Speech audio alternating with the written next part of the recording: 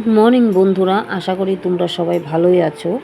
আর এখন বাজে প্রায় 8:30। বাইরে কিন্তু প্রচণ্ড রোদ্রের জন্য তাকানোই যাচ্ছে না। আর তোমাদেরকে দেখাচ্ছি, কি দেখাচ্ছি বলো তো, ওই যে পাখিটা দেখতে পাচ্ছ, পাখিটার কিন্তু একটা পা।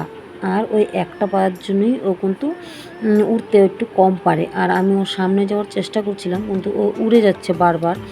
কিন্তু ওর কিছু করার নেই, একটা পা নিয়ে ওর বেঁচে থাকতে হবে, চলতে হবে। ওর জীবনে যতই কষ্ট হোক তবু ওর চলতে হবে। আর এই দেখো, বাইরে কিন্তু সকালবেলা উঠেই সব জামা কাপড় রোদ্রে দেওয়া হচ্ছে আস্তে আস্তে। দেখো বন্ধুরা, আলমারির অবস্থা, সব তেলা পোকায় শেষ করে ফেলেছে। আর সব এখন বাইরে বার করতে হবে।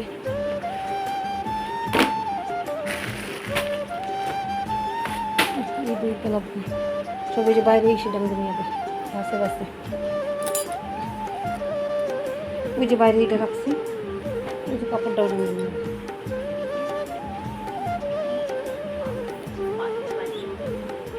আর ওই যে সব ওখানে মেলে দেবো। কেন বলো তো, ইঁদুর তেলা পোকা একদম শেষ করে দিচ্ছে সব আলমারির। আজকে এই যেদিকে রান্না বসিয়ে দিয়েছি, ভাত হয়ে গেছে। আমার মেয়েকে লাগিয়ে দিয়েছি কাজে, কারণ একা একা পারবো না, সব দেখতে হবে। আলমারির সব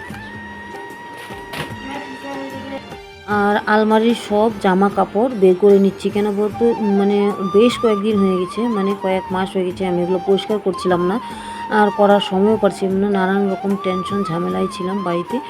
আর এদিকে আলমারিতে তেলা পোকা মানে ঢুকে সব কেটে দিচ্ছে, আর সব অবস্থা একদম খারাপ করে দিয়েছে। আর যেহেতু আমার ঘরটা একদমই ছোট, জিনিসপত্র রাখার খুবই অসুবিধা। ঘরটা ছোট মানে কি, ঘরটা আমার বানানো হয়নি, তার জন্য মানে আমরা একটা রুমে থাকি। আর বারান্দাতেই বেশিরভাগ জিনিসপত্র রাখি, এই আলমারিটাতেই। ঘরে কোনো আলমারি রাখার আর জায়গা নেই, তার জন্যই মানে এই আলমারিতে রাখার জন্য ইঁদুরে সব শেষ করে দিয়েছে। আর এদিকে বাচ্চাদের বই খাতা কাপড় চোপড়, আর আলমারির পিছনটাও ইঁদুরে সব কেটে ফেলছে। আর এদিকে সব মানে সব বের করছি। আর আজকে কিন্তু 40 ডিগ্রি গরম, এত গরম ছিল মানে করার মতো না, কিন্তু কিছু করার ছিল না, আমার এগুলো বার করতেই হবে, না হলে সব ইঁদুরে কেটে ফেলবে। যেহেতু অনেক কিছু কেটে ফেলেছে। আর এই যে একটা ত্রিপাল, বরকে একটা ত্রিপাল আনতে বলা হয়েছিল, কিন্তু ত্রিপালটা অনেকটাই বড় আনা হয়ে গেছিলো। আর এই ত্রিপালটাও আমার ভিতরে ঢুকে রাখতে হচ্ছে, কারণ ইঁদুরের এতটাই অত্যাচার করছে মানে বলার মতো না। সব একদম কেটে একদম সেরা করে দিয়েছে, তার জন্য সব বের করে নিয়েছি। আর এই দেখো আলমারির ভিতরে অবস্থা, মানে তেলা পোকা সব মানে একদম কেটে কুটে একদম সেরা করে দিয়েছে। তারপরে কিন্তু আমি রান্নাও করব, আবার কাজও করব এদিকে। এখন না, রান্নাটা তাড়াতাড়ি করে নিচ্ছি। তারপরে এদিকে ডাল হয়ে গেছে, ভাত হয়ে গেছে, এদিকে প্রেসারে মটর সিদ্ধ বসিয়ে দিয়েছি। আর এদিকে লাউ শাক হবে। রান্নাটা করে তারপরে কেনগুলো তো ওগুলো করতে অনেকটা সময় চলে যাবে। আর ইঁদুরে তেলা পোকা আমার সব কাপড় চোপড় কেটে দিয়েছে। ঘরটা মানে আমাদের একটা রুম থাকে, জিনিস রাখতে অনেকটা অসুবিধা হয়ে যায়।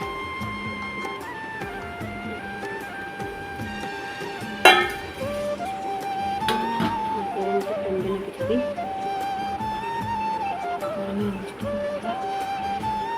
যাই হোক, রান্না টান্না করে নিলাম। আর করে নিয়ে এখন কিন্তু আমি এক সাইডে রেখে দিই। আর এখন এদিকে আলমারিটা ঠিক করছি। আর আলমারিটা মানে ওই জায়গাতে রেখেছিলাম, ওই পিছন দিয়ে মানে ইঁদুর এসে সব মানে কেটে দিচ্ছিলো, তাই আলমারিটা এখন সরিয়ে নিচ্ছে। এদিকে দেখি একা একা পাইনি কি চেষ্টা করছি, কারণ যেহেতু বাড়িতে কেউ নেই।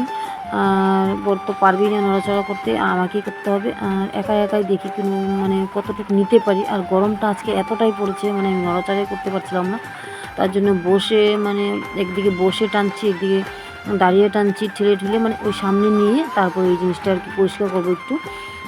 আর একটা জিনিস কি, মানুষের জানো, জন্ম মৃত্যু বিয়ে তিন বিধাতা নিয়ে, এটা কিন্তু সত্যি। যেমন আর কিছু কিছু মানুষের জীবনে আছে, মানে যত কিছুই হোক গা, লড়াই ওর করতেই হবে। আর ভগবান যতক্ষণ না চাবে ততক্ষণ তো কেউ মৃত্যু হতে পারে না, এটাও তোমরা জানো।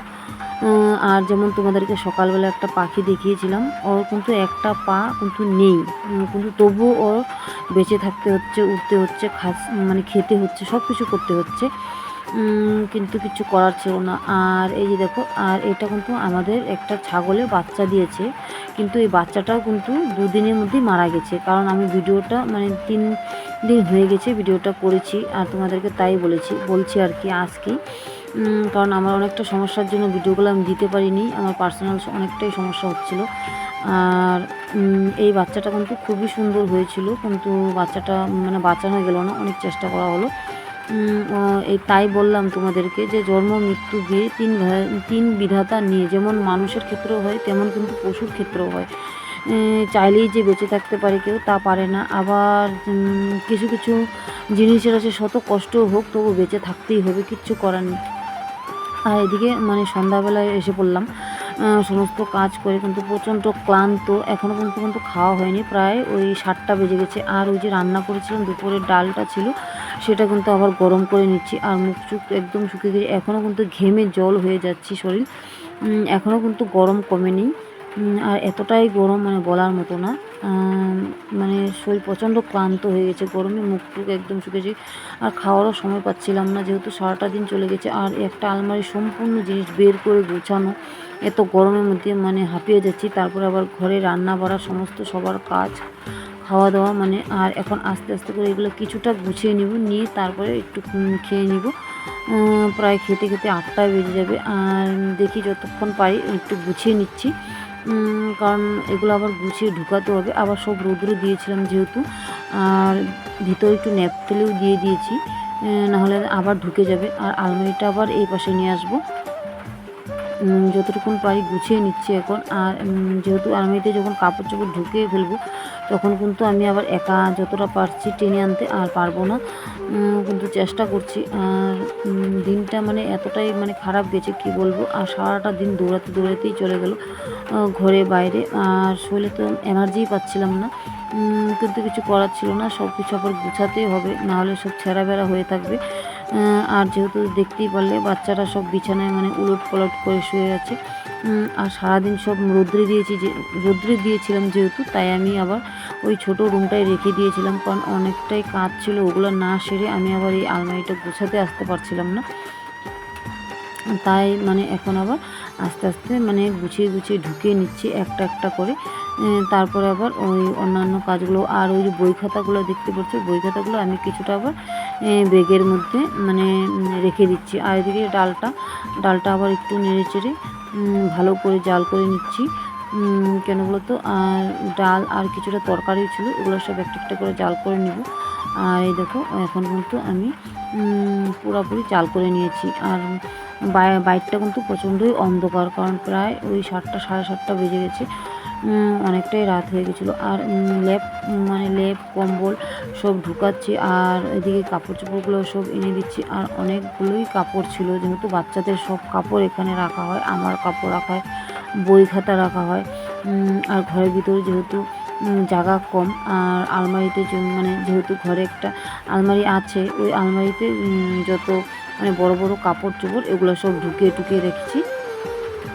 আর এখন এটার মধ্যে আর শীতের কিছু জিনিসপত্র আছে, আর শীত যেহেতু এখন এসেই পড়ছে, তাই মানে একবারে ভাবলাম যে সব একদম রৌদ্র দিয়ে নিয়ে তারপরে। আর আমাদের মধ্যে কিন্তু ভাদ্র মাসে কাপড় চোপড় রৌদ্রে দেয়, আর ভাদ্র মাসটাই কীভাবে চলে গেলো, আমি কাপড় চোপড় রৌদ্রেই দিতে পারলাম না। তার জন্য ভাবলাম যে না, একদিকে দুটাই হয়ে যাবে, কিছুটা রোদেও দেওয়া হয়ে যাবে, আর এদিকে আমার তেলাপোকার ইঁদুরের যন্ত্রণার থেকেও একটু বাঁচা যাবে। আর যেহেতু রোদ্দুরে না দিলে ওগুলো সব নষ্ট হয়ে যাবে, আবার সব কেটে নেবে। আর এতগুলাই কাপড় ছিল, আর এগুলো গুছাতে কিন্তু আমার অনেক টাইম লেগেছে, অনেক টাইম কি বলবো, আমার শরীর পুরো ক্লান্ত হয়ে গেছিলো। আর এই দেখো এখন কিন্তু সব গুছিয়ে নিচ্ছি। আর এদিকে কিন্তু আমি ঘরের কাজগুলো একটা করে করছি, যেহেতু বাচ্চা কাচ্চা আছে, ওদের টাইম মতো খাওয়া দাওয়া দিতে হবে, আবার একটু পড়াশোনারও ব্যাপার আছে। আর আমাদের এদিকে গরমটা কিছুতেই কমছে না, আর ভাদ্র মাসটা সম্পূর্ণটাই মানে এতটাই গরম ছিল কি বলবো।